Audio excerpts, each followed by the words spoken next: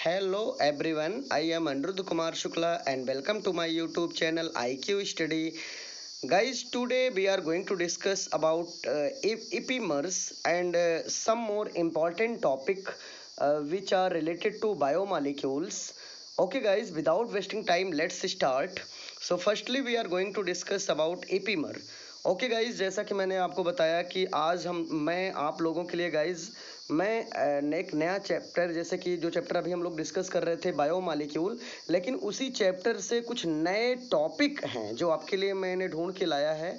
और this is very important for neat and CPMT and other exam. Okay, तो ये तो सबसे पहली बात तो ये CBSE बोर्ड के बच्चों के लिए जो अभी प्रिपरेशन कर रहे हैं फॉर बोर्ड एग्जामिनेशन के लिए, उनके लिए तो बहुत ही इम्पॉर्टेंट है। और कुछ बच्चे ऐसे भी हैं जैसे कि जो तैयारी में हैं, उनके लिए भी बहुत इम्पॉर्टेंट है। तो गाइज़, मैं सबसे पहले आपको बताना चाहता हूँ, कभी हमारे बहुत सारे स्टूडेंट्स हैं जिन्होंने चैनल को भी सब्सक्राइब नहीं किया है, तो I humbly request for all of you. देखिए, मैं डेली आपसे कहता हूँ कि आपका एक सब्सक्रिप्शन हमारे लिए बहुत बड़ा मोटिवेशन का काज बनता है। So guys, please like and subscribe to my channel. Okay, तो आप अगर सब्सक्राइब करेंगे तो मेरा मोटिवेशन होगा और मैं और भी आपके लिए अच्छी अच्छी वीडियो बनाता रहूँगा। वैसे भी हम आपके लिए लगा हूँ और मैं आप लोगों के लिए बहुत अच्छे से लग गया हूँ कि आप लोगों को अच्छे से अच्छे टॉपिक को मैं पहुँचाऊँ। तो कुछ बच्चे क्वेश्चंस भी पुटअप कर रहे थे इस चैप्टर से, तो मैंने सोचा कि उस कुछ क्वेश्चन और कुछ टॉपिक भी अच्छे थे, मैंने सोचा उनके ऊपर वीडियो पहले बना लिया जाए। तो गाइज, अब शुरू करते हैं। जैसे कि टॉपिक में जो पूछा गया, ये एक बहुत ही अच्छा क्वेश्चन है। इपीमर, जैसे आप देख रहे हैं अंडरलाइन भी किया गया है, मैं फिर से दिखा रहा हूँ आपको। ये दिया है आपको, क्या नोट है, इपीमर। तो क्वेश्चन ऐसे पूछा जाता है, व्हाट इज इपीमर विद एग्जाम्पल। इपीमर क्या है, एग्जाम्पल के साथ बताइए। ठीक है, तो आपका आंसर क्या है?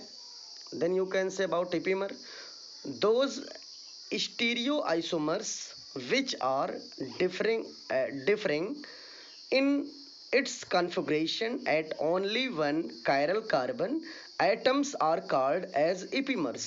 For example, glucose and galactose are epimers of each other as they differ in only in the position of hydroxyl group at carbon 4। यहाँ पे मेंशन है कार्बन 4 कायरल कार्बन एटम। तो यहाँ थोड़ा मैं आपको समझा दूँ पहले इसके बारे में। स्टूडेंट्स, कह रहा है टॉपिक इपीमर है क्या, तो आप बताएंगे इपीमर क्या है। पहले तो आप समझिए कि जैसे यहाँ पे है स्टीरियो आइसोमर, तो स्टीरियो आइसोमर का थोड़ा मतलब आप समझ लीजिए। पहले तो मैं आपको बताऊंगा आइसोमर क्या है। आइसोमर, देखिए ये सब बेसिक टॉपिक है, पढ़ाते समय अगर आपको ऐसे टॉपिक नहीं आते हैं बेसिक, तो आगे आपको बहुत कम आएगा। इसलिए स्टूडेंट्स, मैं आपको बताना चाहता हूँ कुछ ऐसे टॉपिक हैं जिनको बहुत ही इंपॉर्टेंट है आपको अच्छे से तैयार करना। ओके, तो सबसे पहले आपको कंफर्म ये करना है कि आइसोमर क्या है। ठीक है, so firstly we are going to discuss about isomer, then next topic हम कंफर्म करेंगे स्टीरियो आइसोमर क्या है। तो आइसोमर क्या है स्टूडेंट्स, आप अच्छे से देखते रहिए। आइसोमर, ठीक है, आइसोमर क्या है, व्हाट इज आइसोमर। पहले इसका मतलब समझ लिया जाए स्टूडेंट्स। आइसो मीन्स होता है सेम, मर मीन्स पार्ट। अच्छे से समझिए, आइसो मीन्स सेम, मर मीन्स पार्ट। ठीक है, ऐसे ऑर्गेनिक कंपाउंड जिनका मॉलिक्यूलर फार्मूला सेम हो लेकिन उनका स्ट्रक्चर डिफरेंट हो, तो ये कहलाता है आइसोमर। ओके, तो अब हम फिर से मैं बता रहा हूँ स्टूडेंट, सुनिए कि ऐसे कंपाउंड जिनका मॉलिक्यूलर फार्मूला सेम हो लेकिन उनका स्ट्रक्चर डिफरेंट हो, तो उन्हें हम कहते हैं आइसोमर। यू कैन से इन इंग्लिश में आप कैसे बोलेंगे आइसोमर के बारे में। आइसोमर जैसे बेसिक आप बताइए, दोज ऑर्गेनिक कंपाउंड, या ऐसे बोलिए those compound which have same molecular formula but different to their physical and chemical properties are called isomer and the phenomenon is known as isomerization. I repeat again about isomer, those organic compound which have same molecular formula but different to their structure are called isomer. फिर से सुनिए students एक बार और, those organic compound, या ऐसे भी कह सकते हो, कोई कंपलसरी नहीं है एक ऑर्गेनिक ही हो, यू कैन से दोज कंपाउंड्स, चाहे आप ऑर्गेनिक बोलो चाहे आप दोज कंपाउंड कहिए, ऑर्गेनिक मोस्टली ऑर्गेनिक में ही देखा जाता है। तो आप कह सकते हो those compounds which have same molecular formula but different to their structure then this is called isomer and the phenomena is known as isomerization. तो गाइज आपको अच्छे से समझ में आ गया होगा आइसोमर और आइसोमेराइजेशन क्या है। इसके बाद अब हम समझते हैं आइसोमर। अभी 11th में बच्चे पढ़े भी हुए हैं, आप लोग पढ़े भी होंगे जो 11th क्लास से 12th में आए हो। 11th में आपको आइसोमर पढ़ाया गया होगा। आइसोमर के दो पार्ट होते हैं, ठीक है। आइसोमर मीन्स वही आइसोमर से ही आइसोमेराइजेशन होता है। तो अभी आप आइसोमेरिज्म पढ़े होंगे, स्टीरियो आइसोमेरिज्म एंड एक था स्टीरियो आइसोमेरिज्म और एक था स्ट्रक्चरल आइसोमेरिज्म, ठीक है। आइसोमेरिज्म दो थे, तो वही यहाँ भी समझना है। आइसोमर से ही आइसोमेरिज्म होता है। आइसोमर क्या है? Those organic compound which have same molecular formula but different to their structure are called isomer and the phenomena is known as isomerization, ठीक है। तो ये प्रोसेस कहलाता है। तो आइसोमेरिज्म होते हैं उनके दो पार्ट हैं। एक पहला जो पार्ट होता है स्टूडेंट्स आप अच्छे से देखिए, आइसोमेरिज्म का जो फर्स्ट पार्ट है उसका नाम है स्ट्रक्चरल आइसोमर और दूसरा जो है उसका नाम है स्टीरियो। क्या नाम है? स्टीरियो आइसोमर, ठीक है। तो ये है आइसोमर। तो अब यहाँ जैसे नोट है स्टीरियो आइसोमर, तो जान लीजिए stereo isomer is the part of isomerism और you can say stereo isomer is the part of isomer. Stereo isomer का पार्ट है, ठीक है। तो अब हम कंफर्म करते हैं आगे। इसके बारे में मैं और डीप नहीं जा रहा हूँ आइसोमर स्टीरियो के बारे में। अभी आप बेसिक समझते रहिए, नहीं तो ज़्यादा समय लग जाएगा, वीडियो बहुत बड़ा हो जाएगा। तो दिया है जैसे कि दोज स्टीरियो आइसोमर मीन्स एक ऐसा stereo isomer which are differing, जो अलग होते हैं in its configuration at only one chiral carbon atoms are called epimers. अब इसका मतलब थोड़ा समझते हैं हम लोग। कायरल कार्बन का मतलब क्या है? कायरल स्टूडेंट्स अच्छे से आप समझना है आपको। कायरल मीन्स क्या होता है? कायरल मीन्स होता है असिमेट्री। अच्छे से याद करिए, कायरल को कहते हैं देखो कायरल को दो नाम से जाना जाता है। चाहे आप कायरल बोलिए, चाहे आप उसको कह सकते हो असिमेट्री, ठीक है। तो चाहे आप कायरल बोलिए, चाहे आप असिमेट्री बोलिए, कोई दिक्कत नहीं है, आप कुछ भी कह सकते हो। तो कायरल असिमेट्री तो आपको अच्छे से आना चाहिए। फिर से मैं रिपीट कर रहा हूँ, those stereo isomer which are differing in its configuration at only one chiral atoms are called epimers. तो यहाँ पर कायरल एटम मीन्स आपको कंफ्यूजन नहीं होना चाहिए। कायरल का मतलब असिमेट्री, ठीक है।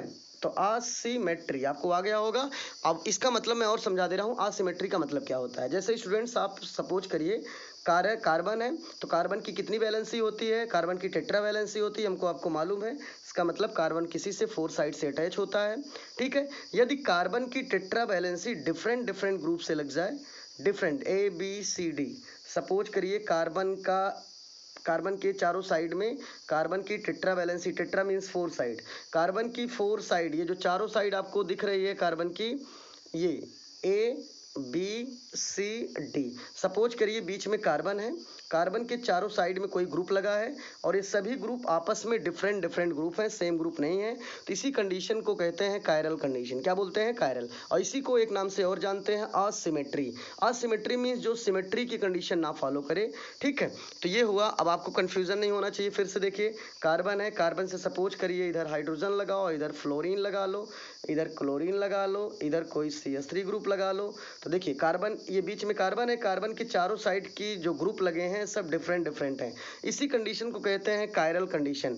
ऐसा कोई कार्बन एटम जिसकी टेट्रा वैलेंसी डिफरेंट ग्रुप से लगा हो, ये कायरल कंडीशन होता है उसका, वहीं उसका कायरल कंडीशन कहलाता है। और उसी को हम कहते हैं स्टूडेंट्स असिमेट्री कार्बन एटम। क्या बोलते हैं? असिमेट्री। जैसे यहाँ पर इस स्ट्रक्चर में असिमेट्री कौन है? तो आप बेशक बताइए सर, जो सेंट्रल एटम बीच का कार्बन है, ठीक है। आपको जो दिख रहा है जो सेंट्रल एटम है बीच का कार्बन है, इसकी टेट्रा वैलेंसी ये है, चारों साइड से एक ग्रुप लगा है, चारों साइड से जो इसकी टेट्रा वैलेंसी है डिफरेंट ग्रुप है, डिफरेंट ग्रुप को ही कहते हैं कायरल कंडीशन और इसी को कहते हैं असिमेट्री।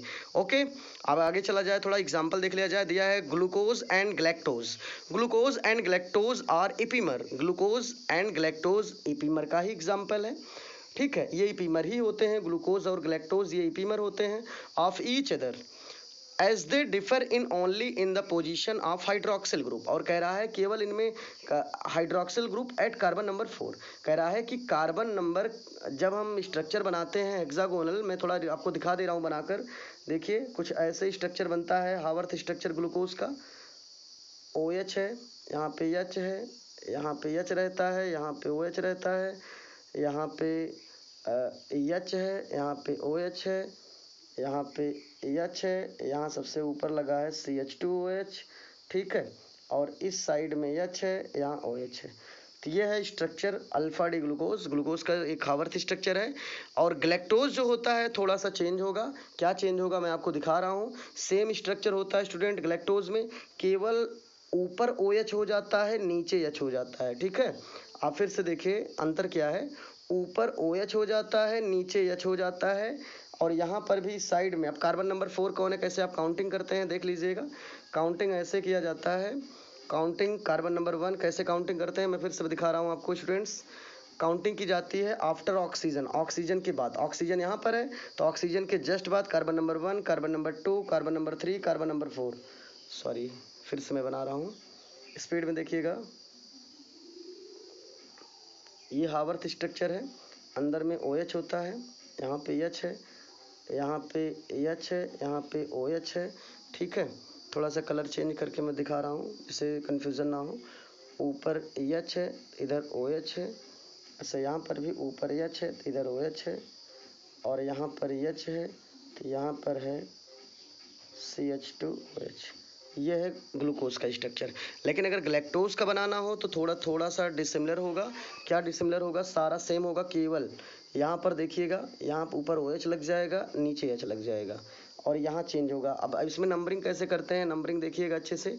नंबरिंग हम लोग शुरुआत करते हैं, नंबरिंग यहाँ से ऑक्सीजन के जस्ट बाद carbon number 1, carbon number 2, carbon number 3, carbon number 4। यही मेन कार्बन है।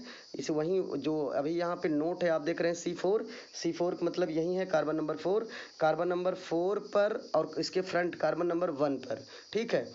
यहाँ पे देखिएगा ऊपर OH है तो इधर भी ऊपर OH होना चाहिए, इधर नीचे H है, इधर भी नीचे H होना चाहिए। यदि देखिए चेंजिंग कहाँ हुई, कहीं नहीं चेंजिंग, केवल 2 पोजीशन पे हो रही, कार्बन नंबर 1, कार्बन नंबर 4। तो इसके पहले क्या था, इसके पहले ये था कि आपको जो आपको पिंक कलर में दिख रहा है वो जो है वो ऊपर H है, नीचे OH है, इस साइड में H है, नीचे OH है, ठीक है, जो पिंक कलर में है। तो आप देख रहे हो ग्लूकोज का स्ट्रक्चर था, लेकिन ग्लैक्टोज में केवल इतना ही चेंज हुआ है, जो H ऊपर था OH नीचे आ गया, और नीचे वाला H ऊपर आ गया, ठीक है। ऊपर OH चला गया, मतलब नीचे OH पहले था अब OH ऊपर चला गया, ठीक है। ये ग्लैक्टोज में डिफरेंट है बस। तो और यहाँ पर भी नीचे OH था, OH ऊपर चला गया, H नीचे आ गया, तो ये स्ट्रक्चर ग्लैक्टोज का हो गया। तो वहीं यहाँ पे दिया है, जैसे आप देख रहे हैं कि as they differ in only in the position of hydroxyl group at carbon number 4, आगे दिया है कार्बन कायरल कार्बन एटम। कहने का सेंस ये कह रहा है कि जो कार्बन नंबर 4 है, अभी जो मैं दिखाया था स्ट्रक्चर में, कार्बन नंबर 4 की जो पोजीशन है वो कायरल पोजीशन है। कायरल मीन्स उसके टेट्रा वैलेंसी, जो उसकी टेट्रा वैलेंसी है वो डिफरेंट ग्रुप से लगा हुआ है, इसलिए वो कायरल पोजीशन है। अब हम स्टूडेंट्स आगे चलते हैं। ओके स्टूडेंट्स, अब दूसरा क्वेश्चन है रिलेटेड बायोमॉलिक्यूल चैप्टर से, ये भी क्वेश्चन है, इट इज़ वेरी इंपॉर्टेंट। दिया है व्हाट इज म्यूटेरोटेशन, आप कह सकते हो व्हाट इज म्यूटेरोटेशन विद एग्जाम्पल, ठीक है। तो हम आगे चलते हैं स्टूडेंट्स थोड़ा सा। तो स्टूडेंट्स जैसे कि आप देख रहे हो ये क्वेश्चन आपको दिख रहा है, बहुत इंपॉर्टेंट है आपके लिए बोर्ड एग्जाम के लिए, और ये ऐसे क्वेश्चन ही ज़्यादा पुटअप किए जाते हैं CPMT और नेट की परीक्षाओं में। तो क्वेश्चन है व्हाट इज म्यूटेरोटेशन विद एग्जाम्पल, ठीक है। जैसे दिया है व्हाट इज म्यूटेरोटेशन विद एग्जाम्पल। अब प्रोनाउंसिएशन देखो जो है आप अपने हिसाब से कर सकते हो। वैसे म्यूटेरोटेशन विद एग्जाम्पल का मतलब मैं आपको बता रहा हूँ कि इसका कह रहा है व्हाट इज म्यूटेरोटेशन विद एग्जाम्पल, म्यूटेरोटेशन क्या है, इसका एग्जाम्पल बताइए। तो आगे दिया है आंसर में क्या है, देखो हेडिंग दिख रहा है आपको, आगे दिया है कि यहाँ पे दिया है inter conversion of alpha and beta anomers. Okay, तो inter conversion of alpha and beta anomers is called mutarotation. अब आगे मैं आपको समझाऊंगा, अभी थोड़ा अभी आप यहाँ देखते रहिए। आगे दिया है how ever in aqueous solution they quickly equilibrate to an equilibrium mixture of the two forms. For example, in aqueous solution, glucose exists as a mixture of 36% alpha and 64% beta. Okay, of the दिया है of the pyranose forms exist in, आगे दिया है solution. तो ये दिया है, मैं एक बार फिर से रिपीट कर रहा हूँ। म्यूटेरोटेशन मीन्स क्या है? म्यूटेरोटेशन मीन्स है inverse inter conversion of alpha and beta D glucose आप कह सकते हो। तो आप कह सकते हो inter conversion of alpha and beta anomers, इसका ऐसे भी चाहे एनोमर्स लिखिए आप, चाहे कह सकते हो inter conversion of alpha and beta D glucose. However in aqueous solution they quickly equilibrate to an equilibrium mixture of the two forms. For example, in aqueous solution, glucose exists as a mixture of 36% alpha and 64% beta of the pyranose forms exist in solution. So guys, इसको मैं अब इसका example, ये तो आप note करिएगा, इसका example में, और जितने भी स्टूडेंट्स हमारे हैं 12th क्लास के, ये टॉपिक आप 12th की नोट्स में नोट कर लेंगे। जो मैं नोट्स पढ़ा रहा हूँ आपको, नोट्स में अभी जो कॉपी में, केमिस्ट्री कॉपी में आप लोग नोट करेंगे, ये इंपॉर्टेंट है आपके लिए। और सारी जितना भी वीडियो में भेजा हूँ सारी नोट्स में मेंटेन होनी चाहिए। स्कूल खुलेगा तो मैं आप लोगों की नोट्स चेक करूंगा सबसे पहले, ठीक है। और जो बच्चे नोट्स नहीं मेंटेन किए रहेंगे उनके लिए बाद में देखा जाएगा जो भी होगा।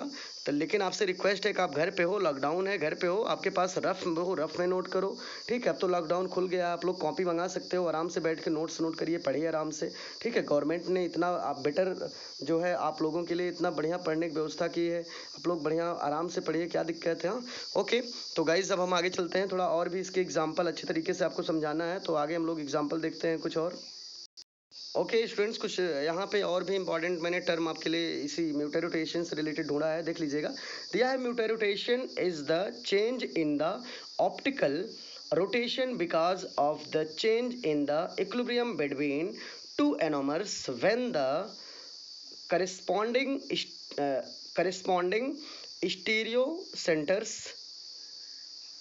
interconverts cyclic sugar, आगे आपको दिख रहा है cyclic sugars, so mutarotation as alpha and beta anomeric forms inter converts first आपको यहाँ दिख रहा है, आप अच्छे से देखते रहिएगा, थोड़ा ऊपर कर लिया जाए, यस अब आपको दिखेगा। फर्स्ट है द ऑप्टिकल, यहाँ से देखिएगा, the optical rotation of the solution depend on the optical rotation of each anomer and their ratio in the solution. अब ये तो है, इसके बारे में थोड़ा सा मैं आप इसके बारे में और भी आपको बता रहा हूँ अभी म्यूटेरोटेशन से रिलेटेड स्टूडेंट्स, तो आप देखते रहिएगा। तो स्टूडेंट्स जैसा कि आप देख रहे हो, हम लोग अब डिस्कस करते हैं म्यूटेरोटेशन इन कार्बोहाइड्रेट्स। ओके, तो आप इसको अच्छे से देख लीजिए, म्यूटेरोटेशन इन कार्बोहाइड्रेट को हम लोग डिस्कस करने जा रहे हैं। तो please firstly you should like and subscribe to my channel. Okay students, जैसे कि आप देख रहे हो यहाँ पे जो आपको दिख रहा है स्ट्रक्चर, जो आपको यहाँ पे पिक्चर दिख रहा है, इसमें मैंने स्ट्रक्चर बनाया हुआ है आपके लिए। आप देख रहे हैं स्ट्रक्चर, मैं आपको समझाता हूँ तो आपको अच्छे से आता है, आप देखते रहिएगा। ये जो दिख रहा है ये स्ट्रक्चर है ग्लूकोज का। कौन सा स्ट्रक्चर है? ग्लूकोज का, ठीक है। तो ग्लूकोज के सामने स्टूडेंट्स ये मिरर लगा हुआ है। क्या लगा है? मिरर। अब कुछ बच्चे सोच रहे होंगे सर यहाँ पर सबसे इम्पॉर्टेंट ये है कि ऑप्टिकली एक्टिव कंपाउंड कौन होते हैं। ऑप्टिकल का मतलब ऑप्टिकली एक्टिव, कौन ऑप्टिकली एक्टिव है, कौन ऑप्टिकली एक्टिव नहीं है, ठीक है। जैसे स्टूडेंट मैं आपको बता रहा हूँ, देखिएगा आपको अच्छे से समझ में आ जाएगा, आप कभी भूलेंगे ही नहीं कौन ऑप्टिकली एक्टिव है कौन नहीं है। आप कभी भी मिरर के सामने खड़े होते हैं तो आप देखते रहिएगा, मिरर के सामने आप खड़े होते हैं तो आपका जो फेस है वो कुछ उल्टा दिखता है। उल्टा का मतलब जैसे आप फ्रंट पे देख रहे हो तो जो उसमें जो मिरर में आपका फेस दिखेगा वो लगेगा कि वो आपको देख रहा है, ठीक है। तो वो उल्टा दिखेगा, मतलब आपके फेस का उल्टा, आप सामने देखोगे तो भी आपको दिखता दिखेगा। तो वो ऑप्टिकली एक्टिव है। जो चीज़ मिरर के सामने दिखाओ, यदि वो उसका तुरंत उसका जो है राइट साइड में मूवमेंट हो, मतलब उसका जैसे किसी चीज़ को आप मिरर के सामने रखो, यदि उसका उल्टा दिखे तो जान लीजिए वो ऑप्टिकली एक्टिव है, उल्टा ना दिखे तो ऑप्टिकली एक्टिव नहीं है। जैसे क्या उल्टा नहीं दिखता है मैं आपको बता रहा हूँ। देखिए आप कभी भी चूड़ी जानते हैं, आप लोग चूड़ी को सामने रखिए, क्या नाम मिरर के सामने चूड़ी को दिखाते हैं, क्या चूड़ी कभी उल्टा दिखता है? नहीं दिखता है, जैसे दिखाएंगे वैसे दिखेगा। इसका मतलब जो चूड़ी है वो ऑप्टिकली एक्टिव नहीं है। तो मैं एक समझने की बात आपको बता रहा हूँ कि ऑप्टिकली एक्टिव नहीं है, ठीक है। इसी में एक कंडीशन आता है supreme possible mirror image and non superimposable mirror image. Okay, mirror image भी आता है, अभी आप पढ़ेंगे। अभी एक चैप्टर है हेलो एल्केन्स, सॉरी क्या नाम उसका है, हाँ, कोऑर्डिनेशन कंपाउंड, 12th में ही है एक चैप्टर कोऑर्डिनेशन कंपाउंड, उसमें आप पढ़ेंगे तो उसमें मिरर इमेज आपको देखना पड़ेगा। मिरर इमेज का मतलब मैं आपको बार बार बता रहा हूँ, यहाँ पे समझिएगा। ऑप्टिकली एक्टिव का मतलब देखिए, जो ऐसा कोई भी स्ट्रक्चर, जैसे अपने थंब को आप, अपने थंब क्या, अपने पूरे पंजे को आप मिरर के सामने रखिए तो पंजा आपको थोड़ा उल्टा दिखेगा। इसका मतलब वो जो आपका स्ट्रक्चर दिख रहा है मिरर में वो ऑप्टिकली एक्टिव है। लेकिन चूड़ी आप दिखाइए, आप ग्लास दिखाइए, ठीक है, तो वो जैसे दिखाएंगे वैसे दिखेगा। इसका मतलब वो ऑप्टिकली एक्टिव नहीं है। तो supreme possible non supreme possible का मतलब मैं आपको बता दे रहा हूँ। सुप्रीम पॉसिबल देखिएगा, सुप्रीम पॉसिबल का मतलब ये हुआ स्टूडेंट्स कि पहले तो स्टूडेंट्स जैसे कि आपको बताया गया कि कायरल, और अभी मैं बता रहा था supreme possible and non supreme possible. तो देखिए स्टूडेंट्स, मतलब जिस कार्बन की टेट्रा वैलेंसी, जैसे ABCD, तो जिस कार्बन की tetra valency, tetra means 4 valency आप देख रहे हैं, 1 2 3 4 वैलेंसी डिफरेंट डिफरेंट ग्रुप से लगे हों तो वो कंडीशन कायरल की होती है, उसी को असिमेट्री कहते हैं। वहीं जिस कार्बन की tetra valency different different group होगा वहीं ऑप्टिकली एक्टिव भी होता है। ऑप्टिकली एक्टिव का मतलब आप स्ट्रक्चर को, इसी स्ट्रक्चर को आप मिरर इमेज के सामने रखेंगे तो वो पहले से थोड़ा उल्टा दिखेगा, ठीक है, थोड़ा सा है ना उल्टा दिखेगा। तो ये कहने का सेंस ऑप्टिकली एक्टिव कौन होते हैं, तो आपका आंसर होगा सर ऑप्टिकली एक्टिव ऐसे कंपाउंड होते हैं जो कायरल की कंडीशन को फॉलो करते हैं। कायरल मीन्स कि वहाँ पर जो कार्बन होते हैं उनकी tetra valency different different group से लगी होती है, इसीलिए उनकी कंडीशन जो है कायरल की होती है और वो ऑप्टिकली एक्टिव होते हैं। और जो ऑप्टिकली एक्टिव होते हैं वो उनको भी बारे में आप जानिए अच्छे से। जो ऑप्टिकली एक्टिव हैं, कहने का मतलब अगर आप थंब अपने पूरे पंजे, हाथ के पंजे को आप मिरर के सामने रखते हैं तो उल्टा दिखता है, जान लीजिए ऑप्टिकली एक्टिव है। ऑप्टिकली एक्टिव का मतलब वो सुप्रीम पॉसिबल नहीं है, वो non superimposable mirror image दे रहा है। कैसा दे रहा है? Non supreme, supreme, non superimposable mirror image जो देगा। तो आपको भूलना नहीं है। तो फिर से मैं बता रहा हूँ, कायरल, जैसे यहाँ नीचे लिखा है कायरल ऑप्टिकली एक्टिव कंपाउंड, इसका मतलब समझिए कायरल मीन्स कार्बन की tetra valency different different group से लगी हुई है।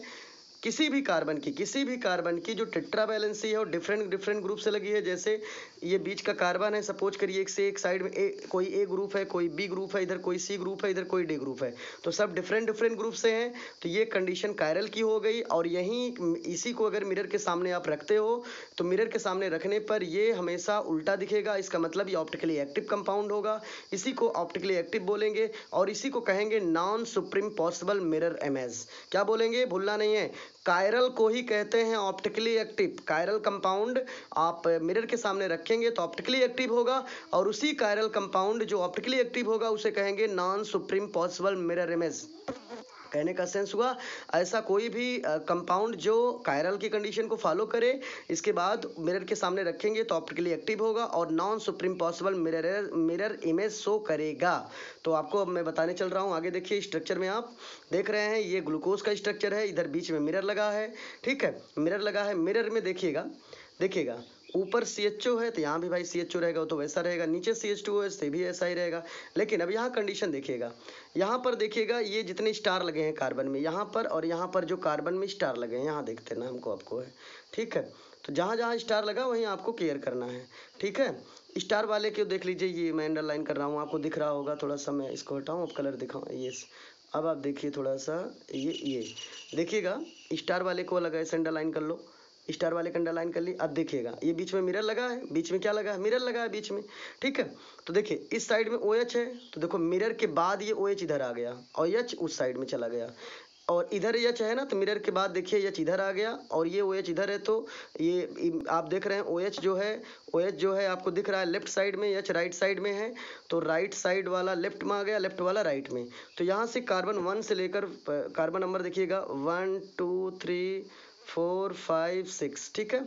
तो यहाँ पे आपको ये केयर करना है कि ऊपर और नीचे वाले सेम रहेंगे, लेकिन बीच में जो ये पोजीशन आपको दिख रहा है ये मिरर के बाद ये उल्टा दिखना शुरू हो जाता है, और इसी को कहते हैं हम, ये स्ट्रक्चर है ग्लूकोज का, ये है अल्फा डी ग्लूकोज का, और ये अल्फा है और ये है हमारा बीटा, ये हमारा बीटा डी ग्लूकोज है।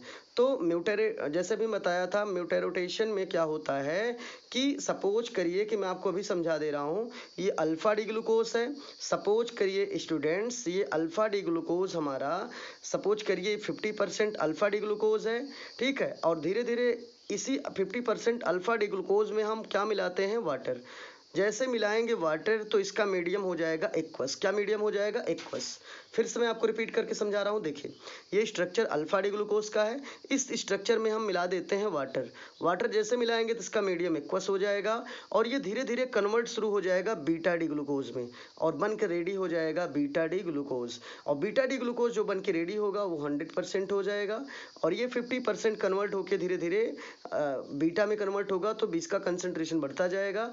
तो यहाँ आपको बस इतना, यही है आपका म्यूटेरोटेशन, ठीक है। म्यूटेरोटेशन का मतलब मैं फिर से आपको बता दिया कि अल्फा डी ग्लूकोज का कन्वर्जन होता है, ये 50% अल्फा डी ग्लूकोज है, ऑप्टिकली एक्टिव, अभी ये देखिए मिरर के सामने है तो ये ऑप्टिकली एक्टिव होगा, ठीक है। और इसी का 50% धीरे धीरे कन्वर्ट होगा, और सपोज करिए ये धीरे धीरे कन्वर्ट होकर पूरा 100% कंसंट्रेट हो जाएगा, बीटा डी ग्लूकोज में कन्वर्ट हो जाएगा। तो ये आपका कहलाता है म्यूटेरोटेशन। तो गाइज आपको समझ में आ रहा होगा। अब हम थोड़ा सा और आगे चलते हैं। आपको दिख रहा है कि ये स्ट्रक्चर थोड़ा सा मैं चेंज किया, यहाँ देख रहे हैं ये भी अल्फा डी है, ये बीटा डी ग्लूकोज है, अल्फा से बीटा में कन्वर्ट हुआ, ठीक है। तो यहाँ देख रहे हैं जो मिरर है, मिरर का नाम क्या है, एनहांसर, ठीक है। एनहांसर में के पहले आप देख लीजिए ये ग्लूकोज का नाम क्या है, डी ग्लूकोज, और ये है यल ग्लूकोज। इसका मतलब आप समझिएगा, जो मिरर के पहले आता है वो डेस्ट्रो फॉर्म में होता है, और मिरर के बाद जो उल्टा दिखता है, थोड़ा सा चेंज दिखता है, वो हमारा कहलाता है L glucose. L means levo form of glucose. तो गाइज आपको अच्छे से आना चाहिए, डी मीन्स होता है डेस्ट्रो फॉर्म ऑफ ग्लूकोज। कैसे आप समझेंगे कौन डेस्ट्रो फॉर्म है, कोई भी चाहे ग्लूकोज हो चाहे फ्रक्टोज हो, तो समझना यह है कि मिरर के सामने जो आप स्ट्रक्चर आप जैसे अपने थंब को मिरर के सामने किए, तो थंब आपका जो मिरर के सामने आप हाथ अपना जो एकदम एक्चुअल आपका हाथ है मिरर के सामने, तो वो आपका जो है थंब या आपका जो पंजा है मिरर के सामने जो आप शो कर रहे हो, दिखा रहे हो मिरर के सामने, वो मेन जो आपका पंजा है वो डेस्ट्रो फॉर्म में है, और जब वो मिरर में दिखने लगता है तब वो लिवो फॉर्म में हो जाता है। लिवो मतलब यल फॉर्म में हो जाता है। तो यही आपको समझना अच्छे से। ये मिरर है, मिरर के सामने ये है हमारा ग्लूकोज, तो ये डेस्ट्रो फॉर्म में होगा, और जैसे ही मिरर के बाद शो करेगा तो वो लिवो फॉर्म में आ जाएगा। तो यही आपको समझना था। तो गाइस वीडियो तो बड़ा हो रहा है, मैं सोच रहा हूँ एक वीडियो आपके लिए और बनाऊं, जिससे एक दो कुछ टॉपिक अभी बचा है वो भी आप समझ लीजिए, लेकिन थोड़ा सा अभी और आपको जैसे कि अभी आपने देखा स्ट्रक्चर, आपने देखा स्टूडेंट्स कि ये अल्फा डी ग्लूकोज है, ये बीटा डी ग्लूकोज है। तो ये है डी आइसोमर, ये है यल आइसोमर। डी का मतलब है मिरर के सामने है तो डेस्ट्रोफॉर्म आइसोमर होगा, और मिरर के बाद होगा तो लिवोफॉर्म आइसोमर होगा। तो कंडीशन यहाँ पे ये है, आप देख रहे हैं यहाँ पर देखिए OH है, तो OH इधर कन्वर्ट हुआ, ठीक है। तो यही आपका म्यूटेरोटेशन कहलाता है, अभी जैसे मैं आपको बताया था, ठीक है। तो अब हम थोड़ा सा और आगे स्टूडेंट्स, ये बहुत इंपॉर्टेंट, मैं आपके लिए एक चीज़ और लाया हूँ। जैसे आप देख रहे हैं ये स्ट्रक्चर ग्लूकोज का है, ग्लूकोज के बीच में मिरर लगा है। मिरर के बाद यदि आपको ये स्ट्रक्चर बीच में देखिएगा, कार्बन 1 से लेकर ये 4 तक, ठीक है। अभी आप यहाँ से काउंटिंग करिए, बीच से नहीं। देखिए मैं जितना अंडरलाइन कर रहा हूँ इतने को आप देखिए, सॉरी ये आप अच्छे से देख लिए, और इसी के बीच में आप इस कार्बन को देखिएगा, इतने कार्बन को, ठीक है। इतने कार्बन को देखिए, क्या इसमें यहाँ तो कार्बन है ही है इतना, लेकिन ये 4 कार्बन में इधर इधर बराबर जैसे चेंजिंग होना चाहिए मिरर के सामने ऑप्टिकली एक्टिव। क्या ऐसा है? ऐसा नहीं है। इधर OH है तो आप देख रहे हैं इधर भी OH है, इसका मतलब कोई चेंजिंग नहीं है। इसका मतलब ये ऑप्टिकली एक्टिव नहीं है। आपको कोई पूछता है क्या ऑप्टिकली एक्टिव है, तो आपका आंसर होगा ये ऑप्टिकली एक्टिव नहीं है। इसलिए आप देख रहे हैं बीच में क्रॉस का सिंबल लगा है, मतलब ये अल्फा डी ग्लूकोज है, लेकिन ये ग्लैक्टोज का स्ट्रक्चर है। आप एक चीज़ और देखिएगा, जितना कार्बन हाइड्रोजन और ऑक्सीजन इसमें है उतना ही कार्बन हाइड्रोजन ऑक्सीजन इसमें है। इसका नाम है ग्लूकोज, इसका नाम है स्टूडेंट्स ग्लूकोज, लेकिन इसका नाम है, इस स्ट्रक्चर का नाम है, ऊपर लिखा नोट भी आप देख रहे हैं, ग्लैक्टोज। क्या नाम इसका है स्टूडेंट्स? ग्लैक्टोज। अब अंतर बस इतना है कि ग्लूकोज का ये जो स्ट्रक्चर बना हुआ है ये ग्लूकोज का लिवोफॉर्म स्ट्रक्चर नहीं है, ऑप्टिकली एक्टिव स्ट्रक्चर नहीं है। ठीक है, ऑप्टिकली एक्टिव ऐसा नहीं होता, मैं आपको समझा दिया हूँ। इतनी कंडीशन में चेंजिंग आती है, कार्बन तो वहीं रहता लेकिन ये पोजीशन इधर आ जाएगा, इधर का इधर आ जाएगा, तो ये चेंजिंग होती है। तो गाइस थोड़ा अब आगे चला जाए। आगे आप देख रहे हैं कि यहाँ पर डी ग्लैक्टोज। अब यहाँ पे देखिएगा अच्छे से, क्या आपको समझाना है ये मैं समझाना चाह रहा हूँ स्टूडेंट्स। यहाँ पे जैसे मैं अभी ग्लैक्टोज लिया, इस साइड में मैंने ग्लैक्टोज ले लिया, ये स्ट्रक्चर है ग्लैक्टोज का। ठीक है, तो यहाँ पर भी वही केयर करना है, जितना मैं अंडरलाइन कर रहा हूँ आप देखते रहिएगा। ये कार्बन हमेशा चेंजिंग बस इतने में ही होती है, ये कार्बन तो सेम रहता है लेकिन इसका जो इधर का ग्रुप है आप देखेंगे, इस साइड का ग्रुप इस साइड में आ जाएगा और इस साइड का ग्रुप पूरा इस साइड में आ जाएगा। आपको दिख रहा होगा अच्छे से। फिर से आप देखिएगा जो चेंजिंग होता है बार बार, ये कार्बन तो मेन इसी पोजीशन पे चेंजिंग होती है। ठीक है, तो कार्बन का जो इधर का राइट साइड का भाग है वो देखिए लेफ्ट में आ जाएगा और इस साइड का जो लेफ्ट का भाग है वो इधर राइट में आ जाएगा। आपको दिख रहा होगा। तो ये है हमारा, जैसे इसका नाम है ग्लैक्टोज, तो ये मिरर के सामने इसलिए नाम इसका नाम होगा dextro form of glucose. Mirror के बाद जो उसका उल्टा दिखता है वो है हमारा levo form of glucose, sorry galactose not glucose. तो आपको समझ में आ रहा होगा, ये ग्लैक्टोज का स्ट्रक्चर है, ये भी ग्लैक्टोज का है, लेकिन मिरर के सामने होने के कारण इसका नाम dextro form of galactose, mirror के बाद बनने के कारण इसका नाम levo form of galactose. So guys आपको आ रहा होगा समझ में। ओके स्टूडेंट्स, कुछ स्ट्रक्चर मैं आपके लिए और भी बहुत इंपॉर्टेंट लाया हूँ, आप जल्दी जल्दी देखिए और इनको बना लीजिएगा। ये स्ट्रक्चर जो बना हुआ है आपको दिख रहा है, ये है एलोस का स्ट्रक्चर। दूसरा जो मैं बना दिखा रहा हूँ इसके साइड में, ये स्ट्रक्चर साइड वाला, ये इस साइड का जो ये वाला स्ट्रक्चर आपको दिख रहा है ये है एल्ट्रोस का स्ट्रक्चर है। थोड़ा सा और भी मैं आपको स्ट्रक्चर दिखा रहा हूँ। तो स्टूडेंट्स कुछ और भी स्ट्रक्चर आपके लिए है इंपॉर्टेंट, जैसे देख रहे हैं मैनोस का स्ट्रक्चर है ये, और ये स्ट्रक्चर जो आपको दिख रहा है ये है आपका ग्लूकोज का स्ट्रक्चर है। तो और भी कुछ स्ट्रक्चर आपके लिए इंपॉर्टेंट है स्टूडेंट्स। आप देख रहे हैं जैसे कि एक स्ट्रक्चर और भी यहाँ बना हुआ है, आप देखते रहिएगा अच्छे से। ये है ग्लूकोज का स्ट्रक्चर और ये दूसरा जो बना हुआ है इसका नाम है आइडोस का स्ट्रक्चर है। तो अच्छे से कॉपी में आप बना लीजिएगा जिससे आपको अच्छे से समझ में आता रहे। यहाँ ओके स्टूडेंट्स आप देखिएगा, यहाँ पे जो अगला स्ट्रक्चर है ये है, देख रहे हैं आप, ये है गैलेक्टोज का, और ये दूसरा जो बना हुआ है ये है टेलोस का स्ट्रक्चर है। तो थोड़ा सा हम आगे चलते हैं स्टूडेंट्स, और भी स्ट्रक्चर आपको बताना भी है, कुछ और भी बचा हुआ है। अभी तक जितना मैं स्ट्रक्चर बना के दिखाया है वहीं का कंप्लीट स्ट्रक्चर सब अलग अलग बना हुआ है। इसको मैंने एक एक करके आपको दिखा दिया है, अलग अलग जूम करके आपको दिखा दिया है, आप इन सबको नोट कर लीजिएगा। तो okay, thank you for, okay guys, जैसे कि अब वीडियो ज़्यादा बड़ा हो रहा है, okay thank you for watching my video. कुछ जो बचा हुआ है टॉपिक उसको मैं नेक्स्ट वीडियो में बना के सेंड कर दूंगा आपके पास। सो ओके, आप घर पे रहिए और कोविड-19 से अपने आप को प्रोटेक्ट रखिए, और प्लीज़ चैनल को थोड़ा सब्सक्राइब करिए जिससे मैं भी मोटिवेट हूँ। Okay guys, thank you for watching my video. Okay, best of luck for all of you.